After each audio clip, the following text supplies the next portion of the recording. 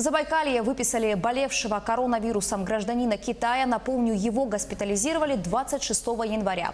Главный врач краевой инфекционной больницы Сергей Юрчук отметил, что несколько анализов подряд показали отсутствие вируса и вручил уже бывшему пациенту справку о выписке.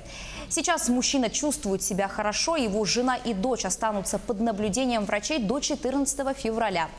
Выписавшийся гражданин КНР рассказал журналистам, что пока останется в Чите, где у него дом и родные. Напомню, что ранее сегодня из больницы в Тюмени выписали студентку из Китая, вылечившуюся от коронавирусной инфекции. Лабораторные анализы также показали, что у пациентки все хорошо. Вирусная инфекция у нее протекала в легкой форме. Получены анализы и по лицам, которые контактировали с девушкой. Они были госпитализированы позже. Их выпишут согласно инструкции на 14-е сутки. Врачи отмечают, что контактировавшие лица совершенно здоровы.